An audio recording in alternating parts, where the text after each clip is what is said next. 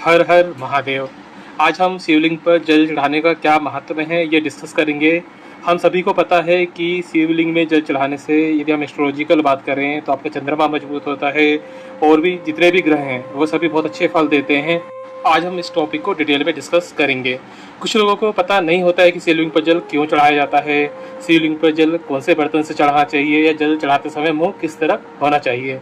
यदि आपको शिवलिंग पर जल चढ़ाने का सही तरीका पता है तो आप इसके पूरी तरह से अच्छे परिणाम ले सकते हैं। आज हम यही सब डिस्कस करेंगे कि शिवलिंग में जल क्यों चढ़ाया जाता है। तो देखिए, समुद्र मंथन के बारे में सब जानते हैं। जब देवता और राक्षस समुद्र मंथन कर रहे थे तो समुद्र से भयानक विष निकलने लगा था। उस विष को भगवान शिव ने धारण किया था, लेकिन उस विष के प्रभाव से शिव जी के शरीर में बहुत ज़्यादा गर्मी प्रोड्यूस हो गई थी और शरीर से ज्वालाएं निकलने लगी थी। उनकी गर्मी को शांत करने के लिए सभी लोग उन पर जल चढ़ाने लगे। जब तक विष निकलता रहा तब तक शिव जी उस विष को ग्रहण करते रहे और उस गर्मी को शांत करने के लिए सभी लोग उन पर जल चढ़ाते रहे। इससे शिव जी की गर्मी शांत हुई और वे बड़े प्रसन्न हुए। तब उन्होंने प्रण लिया कि जब भी कोई उन पर जल चढ़ाएगा तो वो उसके जीवन से हर प्रकार का संकट, यानी जो भी विष है, ग्रहण है, संकट जो भी है, उसका निवारण जरूर करेंगे। इसलिए संकट निवारण, शिव जी की प्रसन्नता तथा आशीर्वाद के लिए शिवलिंग पर जल चढ़ाया जाता है। जब आप जल चढ़ाते हैं तो कुछ बातों का ध्यान रखना बहुत ज़रूरी है। कभी भी शिव जी को जल तेजी से नहीं चढ़ाना चाहिए। शास्त्रों में भी बताया गया है कि शिव जी को जलधारा अत्यंत प्रिय है। आपने देखा होगा जब हम रुद्राभिषेक भी कराते हैं तो उसमें जलधारा या दूध धारा, जिस भी चीज़ से अभिषेक कराते हैं तो धारा का महत्व है। तो शिव जी को जलधारा अत्यंत प्रिय है, इसलिए जल चढ़ाते समय ध्यान रखें कि जल के पात्र से धार बनते हुए जल धीरे धीरे शिव जी पर अर्पित हो। पतली जलधारा शिवलिंग पर चढ़ाने से भगवान शिव की विशेष कृपा दृष्टि प्राप्त होती है।